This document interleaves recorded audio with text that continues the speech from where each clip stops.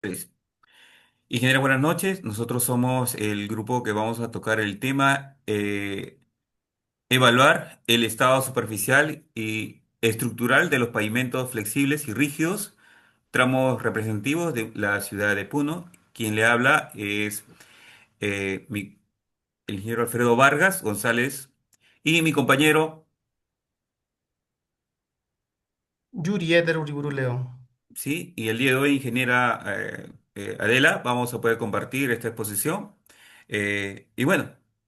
Entre los temas del contenido tenemos nosotros, los temas que vamos a tocar es introducción, resumen, información general, parte del proyecto, ¿no? Ubicación, donde está escrito la carretera, ¿no?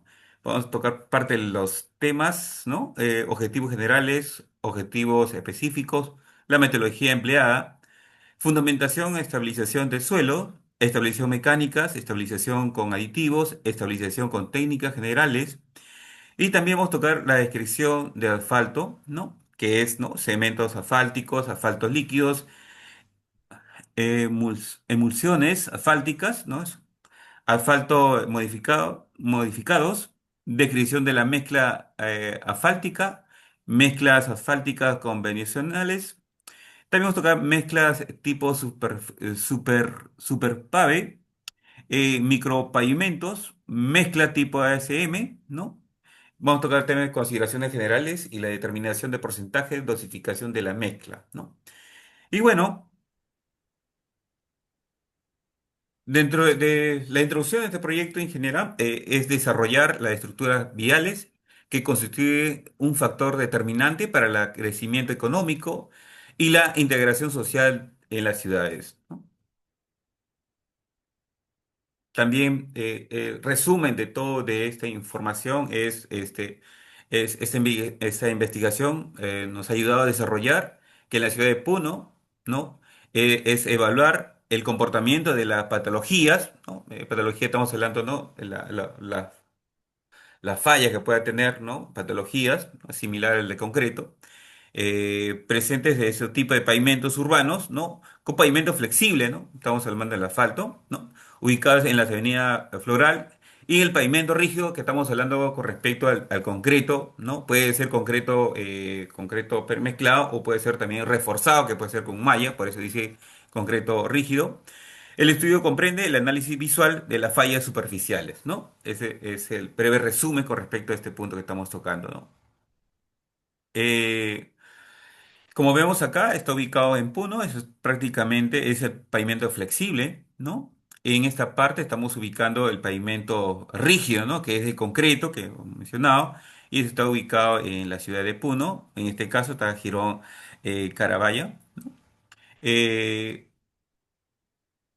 la metodología empleada es reconocimiento de campo, inspección visual de tramos seleccionados, registro fotográfico también, que documenta la falla de tipos de la localización. Tenemos también el análisis técnico, la descripción material de estructuras, comportamiento mecánico de los pavimentos, ¿no?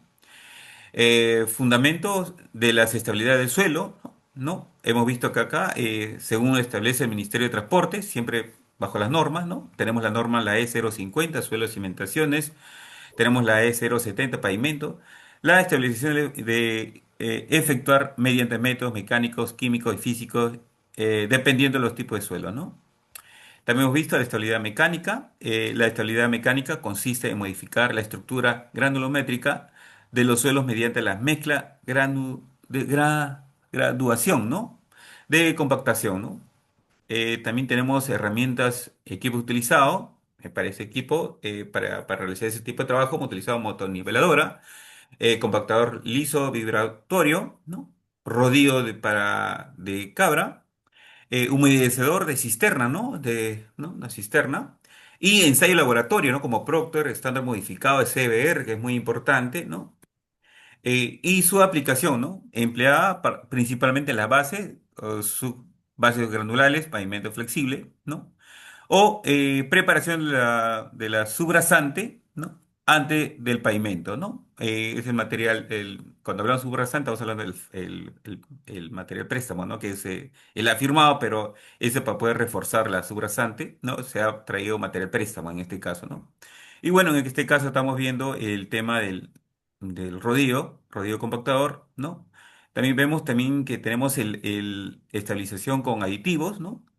La estabilización con aditivos, ligantes químicos, consiste en la incorporación de materiales ceménticos asfaltos, reacciona entre las partículas de suelo modificado, sus características plastificante permeable, ¿no? Resiste entre los aditivos más utilizados, ¿no? Principios técnicos, cemento Portland, ¿no? Cal y las emulsiones asfálticas, ¿no? Que es el líquido, ¿no? Es para la impermeabilización prácticamente, ¿no? Herramientas, motorniveladora, mezcladora homogénea, tanque, compactador, ensayos, ¿no? También tenemos acá, ¿no? La actualización con geotécnicos, ¿no? Que siempre vamos a utilizar para poder reforzar, ¿no? La subrasante, ¿no? La subrasante más que todo, ¿no? La instalación geotécnico emplean materiales sintéticos fabricados con polímeros y tales como geotextil, geogrillas, ¿no? Geomallas o geoceldas, ¿no? Que actúan elementos de refuerzo, separación de la filtración de drenaje, ¿no? Herramientas, compactación previa, subrasante, colocación manual mecánica, geotécnicas, ¿no? Y vemos acá la geomembrana de refuerzo en este caso, ¿no? Geogrilla en este caso que se llama, ¿no? Refuerza la subrasante prácticamente desde el material préstamo, ¿no? Consideraciones técnicas, humedad óptimas, ¿no? Capacidad de suelo, todos los caos estabilizados garantizan el CBR al 8%. Descripción del asfalto, tenemos una pequeña, es un asfalto, material bituminoso, origen natural, derivado de los petróleo, compuesto principalmente con el bitumen resina que actúa aglutinante, impermeable, adhesivo a la mezcla utilizada, ¿no? Bueno, hablamos también de cemento asfáltico en este caso. Las propiedades mecánicas, ¿no? Alta cohesión, a coherencia a los agregados pétreos, impermeabilidad al agua, agentes químicos, resistencia al envejecimiento por oxidación controlada, punto de ablandamiento, ¿no? Entre 46 grados Celsius y 56 grados Celsius, ¿no? Durabilidad mínima 1100 a 25 grados Celsius, ¿no? Y acá está prácticamente lo que están utilizando, asfalto en líquido. Tenemos propiedades, ¿no? Y aplicación riesgo de liga, ¿no? Lo que estamos viendo, la aplicación del impermeabilizante, la emulsión asfáltica, lo que estamos viendo, ¿no? Sí. Y bueno, culminamos con el asfalto modificado, ¿no? A continuación, estamos dando el pase a mi compañero, ¿no? Que va a hacer la descripción de la mezcla. Ya. Continuando con la exposición, ¿no? Es importante también describir las mezclas asfálticas, el cual ya conocemos en nuestro país que es muy usado, ¿no? En diferentes elaboraciones de tipos de carretera, ya sean principales o secundarios. Entre los más principales tenemos, eh, por ejemplo, ya mezclas asfálticas. Mezclas asfálticas convencionales. En este punto, estas mezclas asfálticas en sí son ya combinación entre los agregados y el asfalto, ¿no? Este mezcla asfáltica es el más usado en nuestro país. Sus aplicaciones principales son, por ejemplo, ya como carpetas de rodadura en vías urbanas y carreteras, capas intermedias y también como bases estabilizadas. Como podemos ver allí en la imagen, ¿no? Justo vemos una carpeta asfáltica que está siendo aplicado en caliente, ¿no? En una vía principal, aparentemente. También continuamos con las mezclas tipo Super Pub. Este también es otro sistema en sí de estructuras que también fue desarrollado eh, de manera, mm, de manera en sí científica, ¿no? Por la AASHTO y que permite en sí diseñar mezclas más resistentes que soporten el ahuellamiento, la fatiga y la acción térmicas que existe acá por condiciones ambientales. Sus características principales son este tipo, por ejemplo, tienen un control preciso ya de tamaño de los agregados, se determina el contenido del asfalto según el volumen de vacíos, no hay una relación. También se hace una comparación mediante el compactador giratorio, ¿no? Y sus propiedades físico-mecánicas son, ya que estos tienen mayor resistencia al ahuellamiento, como dijimos, ¿no? Y tienen una mayor resistencia, ¿no? Estos tienen un excelente comportamiento estructural frente a cargas pesadas. Las aplicaciones acá, Son importantes porque tienen un alto desempeño en sí para alto tráfico, ¿no? Mm, Ahí me queda, compañero. Mira, micropavimentos. Este micropavimentos, como vemos en la imagen, también es otro tipo de mezclas asfálticas y es muy usado también. Este tema se usa en sí, ya se aplican en frío. Es una emulsión asfáltica que también se usa principalmente ya para mantenimiento de pavimentos existentes, ¿no? Para un mejoramiento de superficie de la última capa, ¿no? Continuamos. Otro es el mezcla tipo SMA. Este tipo de asfalto también es muy importante, ya que este tipo de asfalto se caracteriza, ya que tiene un agregado grueso en más cantidad, ¿no? Y este también, al tener un mayor material grueso, tiene una alta resistencia en sí de manera estructural y es muy rígido, ¿no? Y resistente también al abollamiento, ya que este tipo de estructuras se hace en carreteras de alto tránsito. Continuamos. Como podemos ver en la imagen, justamente, ¿no? Acá aparecemos este tipo de mezcla asfálticas, como vemos, se aprecia demasiada cantidad, ¿no? De agregado grueso. Las consideraciones técnicas en este punto siempre hay que tener en cuenta que debemos cumplir con las normativas, ¿no? Y debemos saber cuáles son los límites vacíos en una proporción. También tenemos que ver cuál es la temperatura de compactación y el extendido, ¿no? En ese punto. Pasamos al siguiente punto, que es la determinación del porcentaje de dosificación de la mezcla bituminosa con el método Marshall, ¿no? Este método Marshall es el más usado ya desde hace más de 40 años, ¿no? Para el diseño de manera proporción, o cuál es la óptima diseño de las mezclas asfálticas, ¿no? Este método en sí nos ayuda a evaluar cuál es el comportamiento de las mezclas asfálticas frente a diferentes cargas, ¿no? Hace una comparación entre deformaciones y vacíos en sí.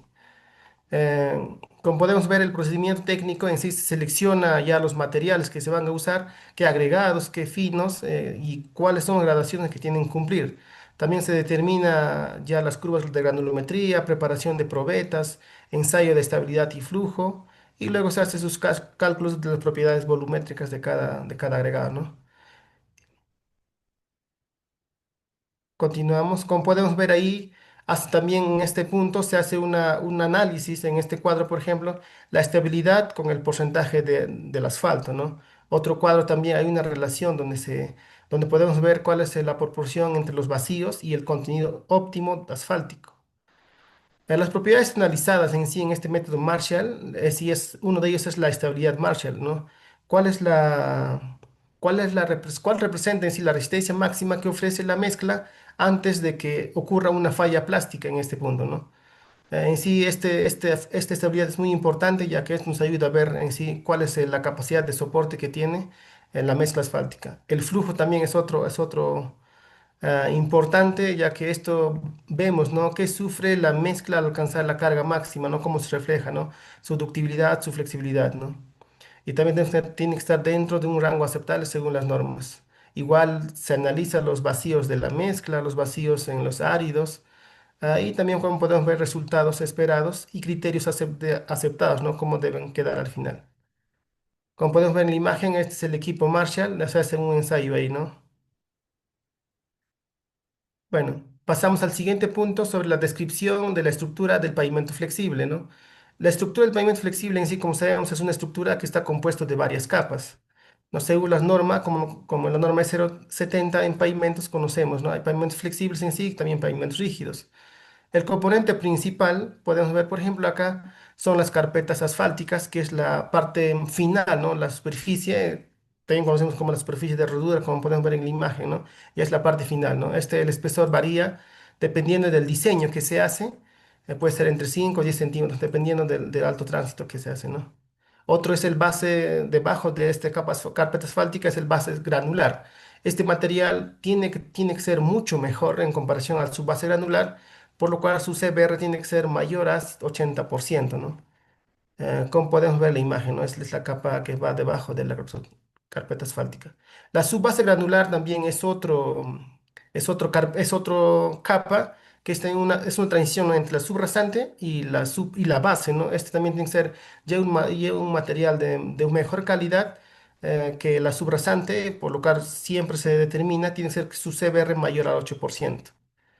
La subrasante, ¿no? Es el nivel del terreno natural que se encuentra y también se analiza, ¿no? Cómo es su CBR de este tramo, de los terrenos. Y por lo mínimo, como mínimo, tiene que ser un 8% de CBR, ¿no? Si está menos, se plantea un mejoramiento del terreno.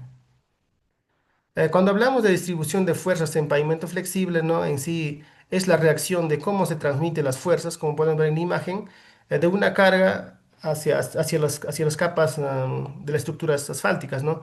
Como podemos ver cómo se distribuye. Acá podemos una comparación rápida entre el pavimento flexible y el pavimento rígido. El pavimento flexible tiene un determinado acción en la transmisión de cargas que en comparación con la de rígido, ¿verdad? Entonces, también existen deformaciones y flexiones, ¿no? Esto tiene que estar controlado según el diseño que nosotros vamos a proponer. Consideraciones técnicas del diseño. El diseño debe garantizar una vida útil como técnicos que diseñamos entre mínimo 10 a 15 años, ¿no? Dependiendo del trance proyectado. Por lo menos en pavimento rígido nos proyectamos a 20 años, ¿no?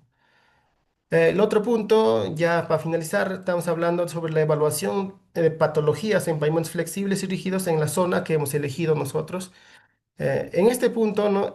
Sabemos bien claro que existen patologías en ambos pavimentos, ¿no? Flexible y tanto rígido. Vamos a ver de manera rápida. El primer, por ejemplo, en pavimento flexible existe esta patología de piel de cocodrilo o el cuarteo, decimos en otras palabras, ¿no? En sí, esto es una falla. Avanza, compañero. Como podemos ver en la imagen, este tipo de fallas es muy común en pavimentos asfálticos ya que tienen un buen tiempo de uso, ¿no? En este punto ya por repetición de cargas es lo que ocurre, ¿no? También otro tenemos el ahuellamiento. Esto es simplemente ya cuando ya pierde la capacidad de resistir, ¿no? A las cargas de los camiones o de los vehículos que pasan y se crea esta falla. Los baches es otro con el tiempo, ¿no? Con el tiempo y cuando hay una falla en algunas partes ingresa el agua a la subrasante y empieza ahí a crear este tipo de fallas. También podemos ver las grietas longitudinales, no son fisuras en el sentido de tránsito o perpendiculares a ellas mismas, ¿no? Y si esto pasa en sí por la retracción térmica principalmente, ¿no? Otro, por ejemplo, no lo avances mucho, amigo, en la E, estamos en la E, agrietamiento del bloque, por ejemplo, ¿no? Estos son ya Exudación. Ujú. por ejemplo, ya otro tipo es la exudación, ¿no? Como podemos ver en la imagen, la exudación ocurre en sí principalmente en sí, ya que sube a la superficie de la capa de rodadura un exceso de agua, ¿no?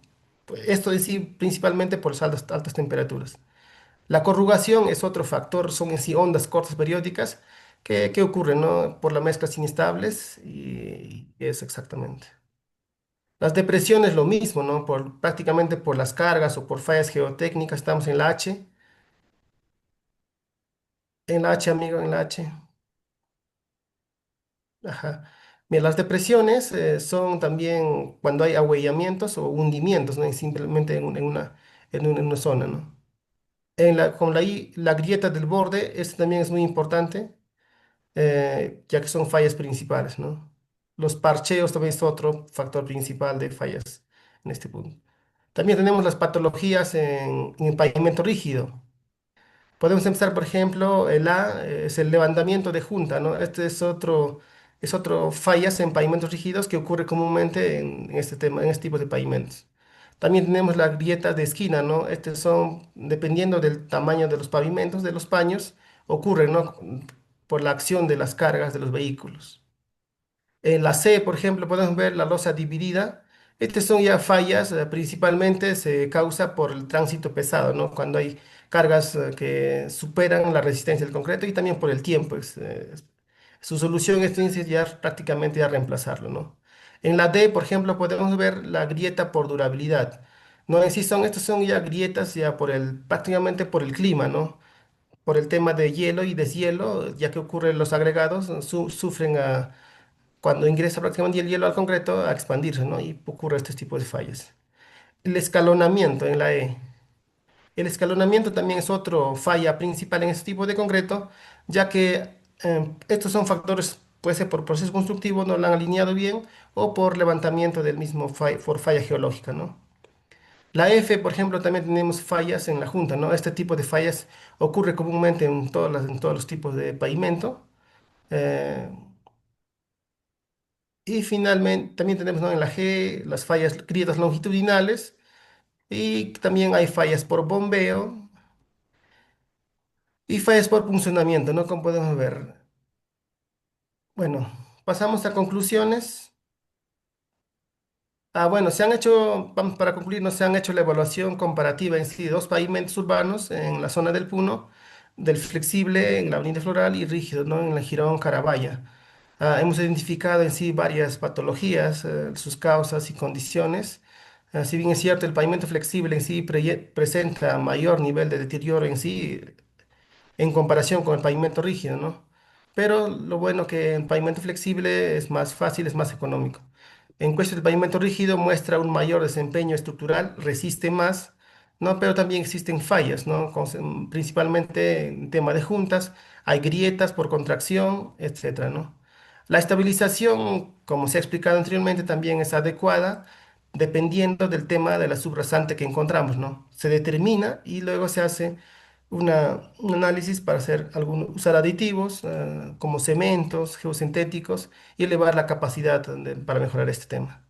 El método Marshall también sabemos que nos ayuda a definir la dosificación óptima de la mezcla asfáltica, equilibrando en sí la estabilidad, flujos, vacíos, para un desempeño adecuado del pavimento flexible. No, comparativamente en sí el pavimento rígido alcanza aproximadamente mínimo con 20 años de ciclo de vida. Y en ese punto, ¿no? También nos podemos ver, si bien es cierto, debemos implementar un mantenimiento preventivo para cada proyecto, ¿no? Es muy importante ese tema, ya que después de la ejecución, para garantizar la vida útil máxima, este punto es implementar el mantenimiento preventivo durante toda su vida útil. Muchas gracias, ingeniera. Esta sería nuestra parte de Muchas exposición. gracias, compañero ingeniero, igualmente.